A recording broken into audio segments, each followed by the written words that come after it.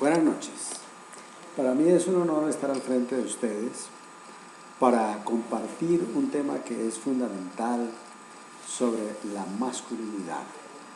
Nosotros como hombres estamos acostumbrados a ejercer esa masculinidad de una manera distorsionada, pero debemos hacerlo como realmente Dios establece en su palabra.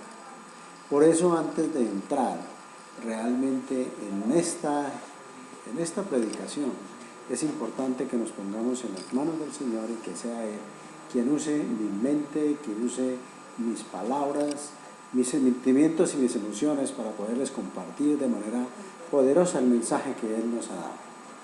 Padre, nos ponemos delante tuyo, Señor, en esta noche.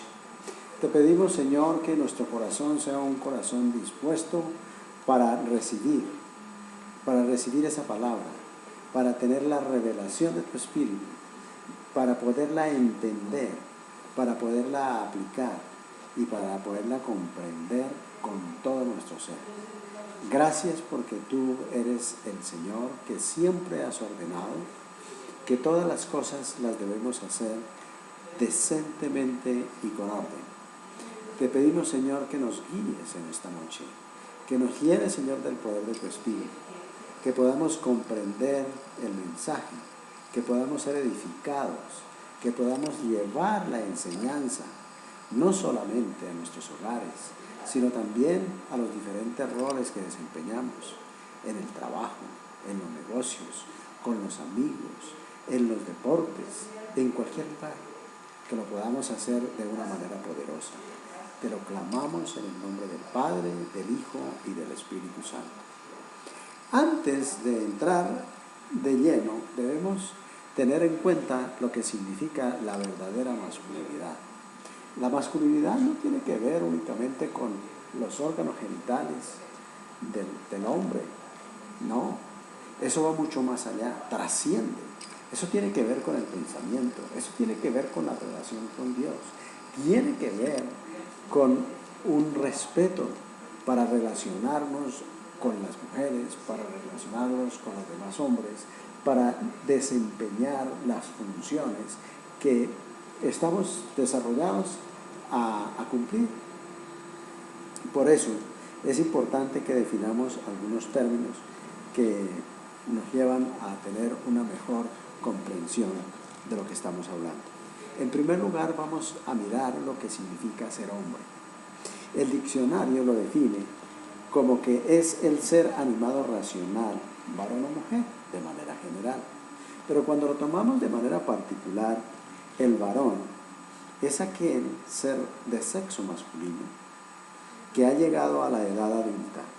Es un individuo que tiene las calidades consideradas varoniles por excelencia, con el valor y la firmeza. Y si tomamos en cuenta lo que significa masculino, el diccionario lo define de la siguiente manera. Es el ser que está dotado de órganos para fecundar, propio del varón. Los seres animados pueden coincidir con la posición de macho. Pero si miramos lo que significa también la masculinidad, que es el conjunto de características consideradas propias del hombre, y ya de una manera más amplia o de manera como la considera el mundo, miremos lo que significa el machismo, que es la construcción cultural de género que designa el rol de los varones en la sociedad. Y de esa manera también define la masculinidad como el conjunto de características al rol tradicional del varón. Algunos ejemplos de esas características son la fuerza, la valentía, la virilidad, el triunfo, la competición, la seguridad, pero que no muestra afectividad. Esta manera de ver las cosas y como la define el mundo realmente es una masculinidad distorsionada, pues realmente mal concebida, toda vez que estos atributos del hombre están llevando a todos los de este género a tener una presión que realmente no podemos cumplir. Para poder cumplir realmente con estos atributos tenemos que tener una dependencia. No podemos desarrollar los roles de manera independiente del Creador. El Creador nos hizo a su imagen y semejanza y nos dio unas instrucciones muy precisas para desarrollarnos, para poder cumplir lo que Él nos ha llamado a cumplir.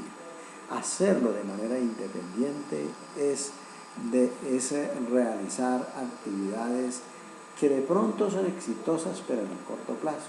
En el largo plazo vamos a tener consecuencias realmente desastrosas. Por eso, debemos tener en cuenta en primer lugar lo que significa el ser hombre de acuerdo con la Biblia y las instrucciones que Él nos ha dado. Porque Dios mismo nos creó a nosotros los hombres conforme a su imagen y semejanza. Y cuando creó al hombre de barro, también, después de haberlo colocado en el jardín, hizo que entrara en un sueño profundo y sacara una costilla de su costado, una costilla, y formara a la mujer. Lo hizo con varios propósitos. En primer lugar, para que existiera una cabeza y luego para que existiera un cuerpo, una ayuda, para que el hombre amara a su esposa, para que la proteja, para que la provea, para que pueda realmente reproducirse y multiplicarse y llevar a cabo la función de amar, la función de dar la vida por su esposa, de no avergonzarse de ella, sino al contrario, poder sentirse orgulloso de cumplir el propósito desde este punto de vista. Pero también tiene que ver con el relacionarse con los demás, de poderse relacionar con los demás hombres, de poder llevar a cabo la función a plenitud.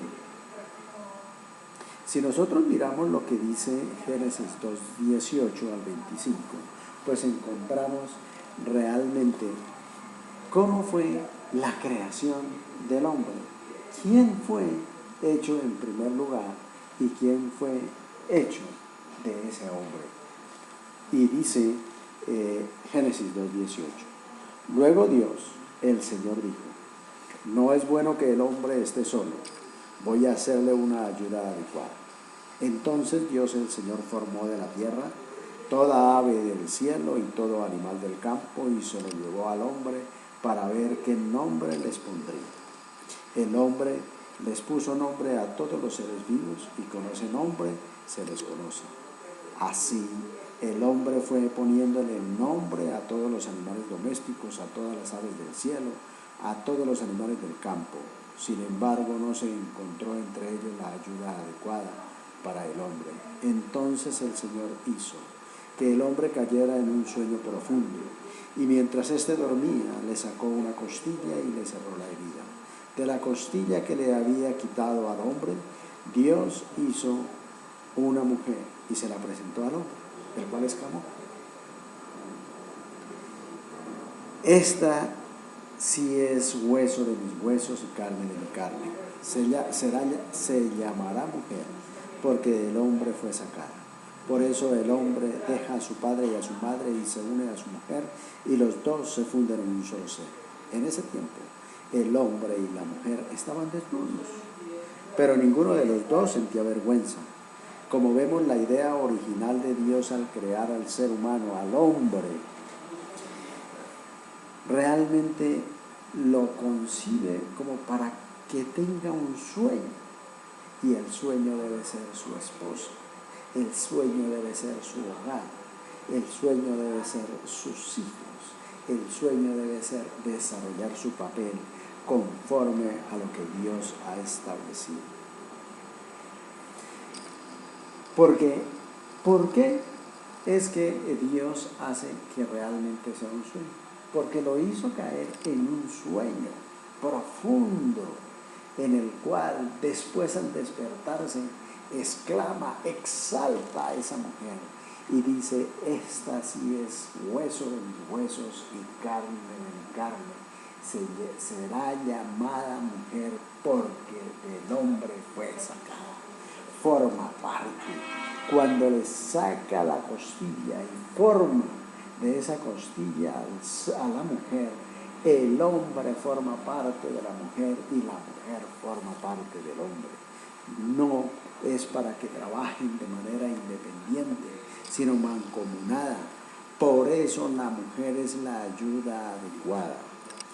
Y esa es la idea original de Dios.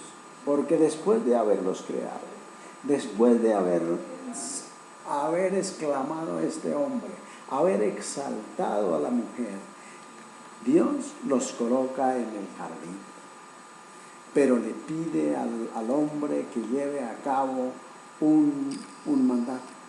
Y la única prohibición que le dice, puede disfrutar y puede comer de todo lo que hay en el jardín del Edén, y solo de este árbol no comerá su fruto.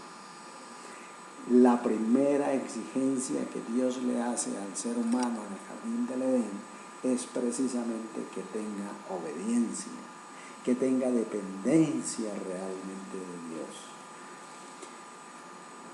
Y si recopilamos bien, cuando los crea para cumplir propósitos específicos, como el de multiplicarse, el de escoger y formar un hogar y el de vivir felices, pues con la caída se rompe esta armonía y es el hombre quien debe rendir cuentas. Por eso, cuando el Señor llama a Adán y le pregunta que dónde está, es porque el hombre se ha escondido, se ha sentido desnudo, se ha sentido que ha fracasado, que no ha llevado a cabo el papel del cual Dios le manda que cumpla. Y de esa manera es como el hombre empieza a tener dificultades, empieza a tener realmente una lucha, empieza a tener una guerra frontal, espiritual en esta vida. El mundo lo define al hombre como el ser capaz de generar, de reproducir, de ser autoridad, de llevar a cabo la fuerza, de ejercer, de ser infiel inclusive. Y eso le da a él reputación, y entre más sea infiel, más varón será. Tiene una capacidad de trabajar, es una capacidad de distribuir inclusive los recursos a la manera que él crea, llegando a veces a extremos de no proveer para su familia. Es el hombre de mundo capaz de tomar decisiones independientes, de no ser colaborador con las actividades del hogar, de darse el lujo de ingerir alcohol, de fumar muchas veces y de mostrar una faceta que realmente no hace o no permite que tenga humildad, sino al contrario, sea un hombre de éxito, imponente, poderoso. Pero hoy en día las mujeres lo que hacen es tratar de imitar los comportamientos de los hombres a fin de llevar a sus hogares y a una sociedad personas capaces de sobresalir sin necesidad de hombres, que en lugar de amar realmente desprecian, que en lugar de proteger desprotege y maltrata, no ora, y que eso es realmente la oración, es cuestión de mujeres, sin tener en cuenta lo que dice la Biblia en 1 de Timoteo 5:8, que dice, este versículo es impactante porque dice, el que no provee para los suyos y sobre todo para los de su propia casa, ha negado la fe y es peor que un incrédulo. Pero desde el punto de vista realmente, como lo debemos considerar todos los seres humanos y todos los hombres en particular, es que debemos contemplar la parte bíblica, cuáles son las características más sobresalientes que contrastan con la posición del mundo con respecto al hombre y su masculinidad. es un rol que realmente debería darnos a nosotros mucha valor, orgullo, pero de desarrollarlo como Dios nos dice. Y primero lo que tenemos que tener en cuenta es que nosotros como hombres debemos ser cabeza, ser cabeza en nuestros hogares, ser cabeza de nuestras esposas, ser cabeza de nuestros hijos. Somos los responsables de amar, somos los responsables de proveer, de enseñar, de orar y de tener un hogar con armonía. Otra de las características de la verdadera masculinidad es que el hombre debe ser trabajador. Pues miramos lo que dice en Génesis 2:15. Y Dios, el Señor, tomó al hombre y lo puso en el jardín del Edén para que lo cultivara y lo cuidara. El hombre no está hecho para que esté vacilando, para que esté ocioso, sino para que esté trabajando, para que esté cultivando, para que esté realizando muchas actividades que generen bienestar para la sociedad, bienestar para las familias, bienestar para todo aquel que forma parte del hogar. Otra de las características del verdadero hombre y de una verdadera masculinidad es que debe ser obediente. Por eso, ahí precisamente en Génesis 2:16 al 17 dice: y le dio este mandato: puedes comer de todos los árboles del jardín, pero del árbol del conocimiento del bien y del mal no deberás comer. El día que de él comas, ciertamente morirás. El hombre tiene consecuencias desastrosas cuando toma decisiones equivocadas, cuando toma decisiones independientemente de Dios. Otra de las características de la verdadera masculinidad es que el hombre debe desarrollar su inteligencia, la inteligencia que Dios le ha dado y la capacidad e iniciativa. En Génesis 2:18 dice: Dios dijo, no es bueno que el hombre esté solo, voy a hacerle una ayuda adecuada. Entonces Dios, el Señor, formó de la tierra a todo ave del cielo y todo animal del campo, y se la llevó al hombre para ver qué nombre les pondría. El hombre les puso nombre a todos los seres vivos, y con ese nombre se les conoce. Por lo tanto, el hombre desarrolla su inteligencia, el hombre toma esa iniciativa y le coloca nombre desde el principio a todos los seres vivos creados por Dios. Y hoy día se conocen con ese mismo nombre. Por lo tanto, el hombre tiene una inteligencia, tiene una capacidad para poder llevar a cabo el mandato que Dios le da, no por un desarrollo propio, sino por la capacidad que Dios le da de llevar a cabo su mandato. Otra de las características de la verdadera masculinidad es que el hombre debe ser fiel. El hombre no está hecho para ser infiel. Y ahí en el versículo 24 de Génesis 2 dice: por eso el hombre dejará a su padre y a su madre, y se une a su mujer, y los dos se funden en un solo ser. Acá no dice que el hombre dejará a su padre y a su madre y se unirá a sus mujeres o a las mujeres, y los dos se fundirán en un solo ser. No, debe escoger. Dios le da esa facultad de enamorar, de conquistar, de poder llevar a un feliz término el desarrollo del complemento dentro del matrimonio. No es por fuera de él. El hombre no está hecho para ser independiente, sino para hacer complemento con la esposa. Debe además, otra característica del verdadero hombre y su masculinidad es el de ser soñador y comprometido. Por eso, cuando el Señor hace que el hombre caiga en un sueño profundo, pues realmente ese debe ser el sueño. el sueño de poder llevar a cabo su verdadera hombría, de su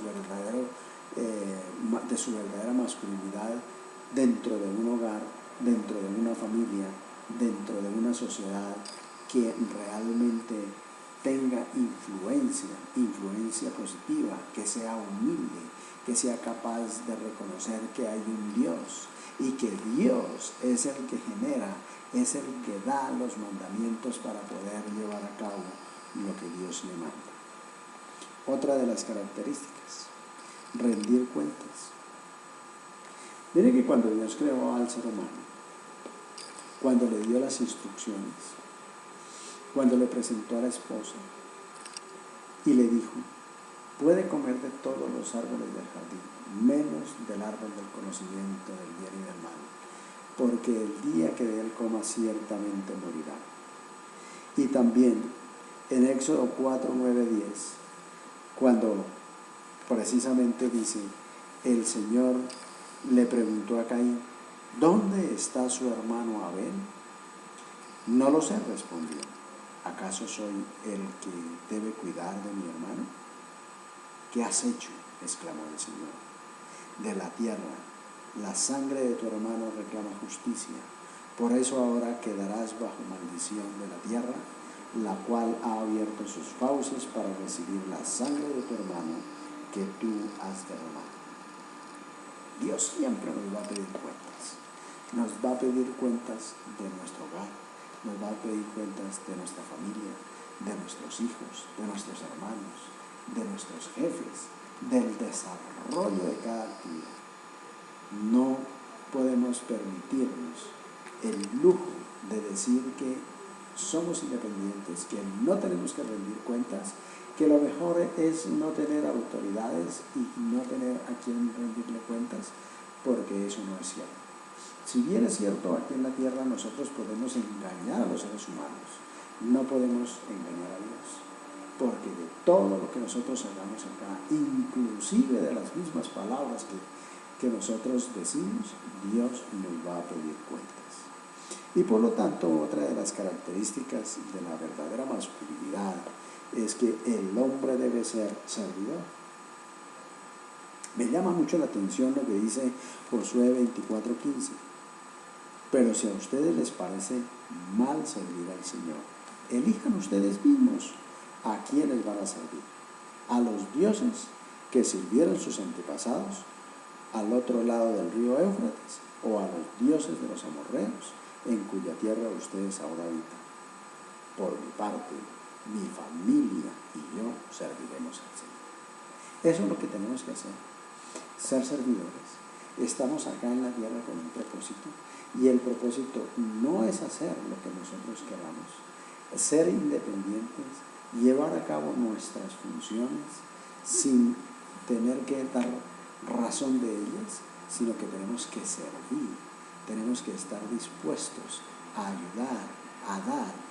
Y el ejemplo más claro de ese servicio nos lo da nuestro Señor Jesucristo, porque antes de ir a la crucifixión, antes de ir a hacer ese sacrificio único, eterno, por el perdón de nuestros pecados, Él realmente se ciñe su toalla a la cintura, toma una vasija de agua, le lava los pies a los discípulos para que ellos vean el ejemplo y lo lleven a cabo.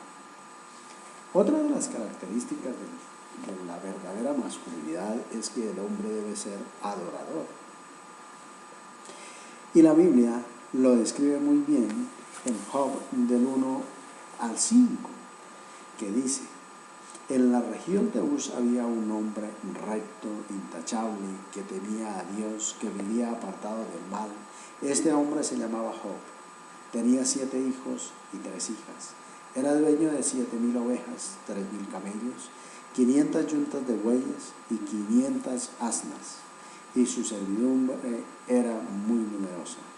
Entre todos los habitantes del oriente era el personaje de mayor renombre. Sus hijos acostumbraban a turnarse para celebrar banquetes en sus respectivas casas e invitaban a sus 3 hermanas a comer y a beber con ellos. Una vez terminado el ciclo de los banquetes, Job se aseguraba de que sus hijos se purificaran. Muy de mañana ofrecía un holocausto por cada uno de ellos, pues pensaba, tal vez mis hijos han pecado y maldecido en su corazón a Dios. Para Job, este era una costumbre cotidiana. Por lo tanto, Job siempre estaba adorando, siempre reconocía quién era Dios, siempre estaba dispuesto a tener en cuenta sus palabras, no solo las propias, sino tenía en cuenta lo que podían hacer sus hijos, a pesar de que ellos hacían y rendían sacrificios al Señor, que hacían fiestas y podían compartir. Y Job pensaba, voy a hacer un acto de purificación, un ritual de sacrificios por mis hijos, porque no sé, de pronto ellos hayan pecado y yo no quiero que sea eso, porque considero que siempre Dios debe ser el que está en primer lugar en mi mente, en mi corazón, en mi familia, en mis hijos, en las actividades que desarrollo. Bueno, hay algunos ejemplos de hombres que verdaderamente desarrollaron la verdadera masculinidad, y uno de ellos es Abel.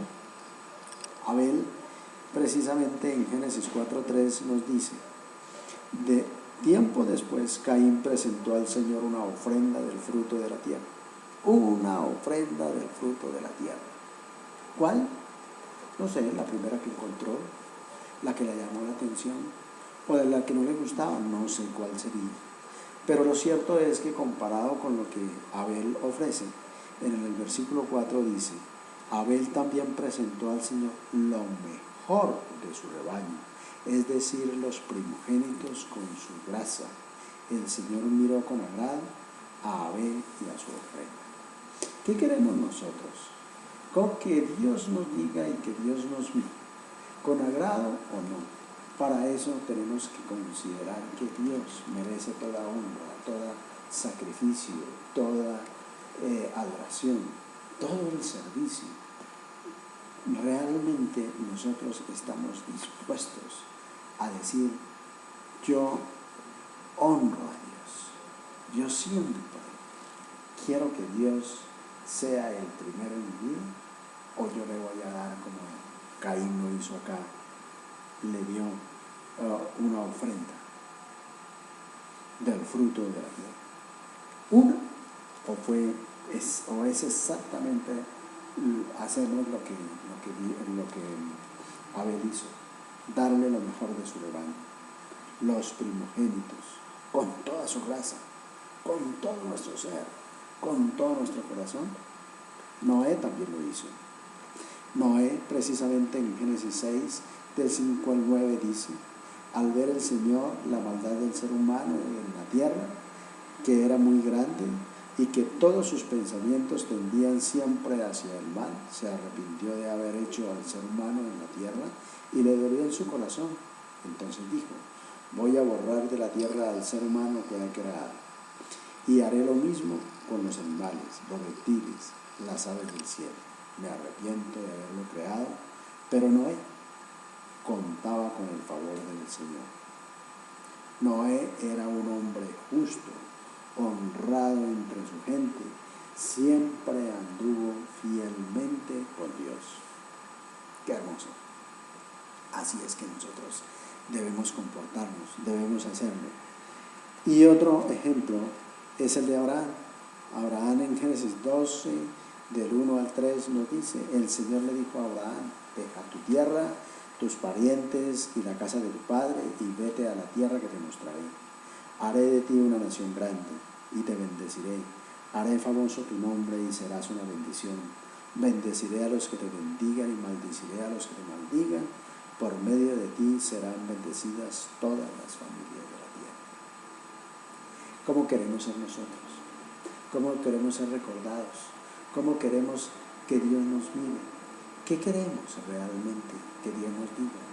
¿Cuáles son las instrucciones que vamos a obedecer? Si vamos a hacer lo que dice Abraham, lo que hace Abraham cuando Dios lo llama, cuando Dios le dice, oh, qué hermoso es esto cuando Dios toma su palabra y le dice a Abraham, deja tu tierra y a tus parientes y vete de tu casa. ¿Y a dónde? A la tierra que te mostraré. Así como Abraham, nosotros debemos ser hombres verdaderamente de fe, que creemos en Dios, que es un Dios que merece toda obediencia, toda honra y toda la alabanza. David, un hombre conforme al corazón de Dios. En 1 Samuel 16:23 nos dice, cada vez que el espíritu de parte de Dios atormentaba a Saúl, David tomaba su arpa y tocaba. La música calmaba a Saúl y lo hacía sentirse mejor, y el espíritu maligno se apartaba de él. El hombre siempre tiene que ser un adorador, un hombre que está dispuesto a reconocer los atributos de Dios, de hacer los suyos, de llevarlos a cabo, de poder llevar lo que Él nos pide, que verdaderamente sea el primero en todo lo que hacemos, en todo lo que pensamos y en todo lo que decimos. Pablo también es uno de los hombres que realmente muestra el verdadero ser masculino, el poder llevar a cabo la verdadera masculinidad. Y vemos en Hechos 9, del 1 al 9, cuando precisamente Pablo es llamado y después de ser un perseguidor de los cristianos, es tumbado del caballo. Dice Hechos 9. Mientras tanto, Saulo, respirando aún amenazas de muerte contra los discípulos del Señor, se presentó al sumo sacerdote y le pidió cartas de extradición para las sinagogas de Damasco. Tenía la intención de encontrar y llevar presos a Jerusalén a todos los que pertenecían al camino, fueran hombres o mujeres. En el viaje sucedió que al acercarse a Damasco, una luz del cielo relampagueó de repente a su alrededor. Él cayó al suelo y oyó una voz que le decía, Saulo, Saulo, ¿por qué me persigues? ¿Quién eres, Señor? Preguntó. Yo soy Jesús a quien tú persigues. Le contestó la voz, levántate y entra en la ciudad, que allí se te dirá lo que tienes que hacer. A veces tenemos que hacer nosotros eso para poder llevar a cabo lo que Dios nos dice. Y es que ser tumbados del caballo y poder reconocer, como lo hizo Pablo, y poder preguntar, ¿quién eres? ¿Qué quieres que yo haga? Eso es lo que tenemos que hacer. Reconocer quién es Dios y estar dispuestos a hacer lo que Dios nos dice. Y otro ejemplo de hombres, entre muchos hombres que están descritos en la Biblia, es Pedro, que después de estar en Pentecostés y de haber predicado, dice a todos los que estaban en Jerusalén, arrepiéntanse y bautícense, cada uno de ustedes, en el nombre de Jesucristo, para el perdón de sus pecados, le contestó Pedro, y recibirán el don del Espíritu Santo. En efecto, la promesa es para ustedes, para sus hijos y para todos los extranjeros, es decir, para todos aquellos a quienes el Señor nuestro Dios quiera llamar. Y con muchas otras razones les exhortaba insistentemente, sálvense de esta generación perversa. Así pues, los que recibieron su mensaje fueron bautizados y aquel día se unieron a la iglesia unas 3,000 personas. ¿Qué es lo que nosotros tenemos en mente? ¿Qué es ser masculino? Ser el hombre que tiene genitales, que ejerce autoridad en la casa. Es el hombre que siempre trabaja, el hombre que tiene la fuerza suficiente para trabajar de manera independiente, para hacer lo que bien le venga en gana. ¿O es el hombre que siempre está dispuesto a pararse al frente, a compartir las buenas nuevas, a llevar el mensaje a toda esta generación que se está perdiendo, así como lo hizo Pedro, con el poder del Espíritu Santo, reconociendo que no somos nosotros los hombres los que transmiten el mensaje del Evangelio por nuestra propia cuenta, sino que es el Espíritu Santo quien nos lleva realmente a compartir, y que nosotros somos humildes, que reconocemos que Dios es el primero y que Él es el que hace, y que el Espíritu Santo es el que transforma, el que llama, el que convence. Eso es lo que tenemos que ser. Y un ejemplo claro, el máximo ejemplo que nosotros tenemos es el de Jesús, que después de haber hecho lo que hizo, de haberse despojado de su deidad, de haber bajado, de haber nacido de una mujer, de haber crecido en un hogar, después de haberse enamorado de las Escrituras, de haber compartido, de haber tratado a todos los seres humanos con el mayor respeto, de tener una posición clara, concreta, de no dejarse llevar por los vaivenes del mundo, de cuestionar todo lo que realmente era lo in de esa época. Después va con toda humildad, siendo Dios, hombre en toda su plenitud y Dios en toda su plenitud, va precisamente al río Jordán cuando Juan el Bautista va bautizando, y se consigna precisamente en Mateo 3, del 13 al 17. Un día Jesús fue de Galilea al Jordán para que Juan lo bautizara, pero Juan trató de disuadirlo. Yo soy el que necesita ser bautizado por ti, y tú vienes a mí, objetó. Dejémoslo así por ahora, pues nos conviene cumplir lo que es justo, le contestó Jesús. Entonces Juan consintió. Tan pronto como Jesús fue bautizado, subió del agua.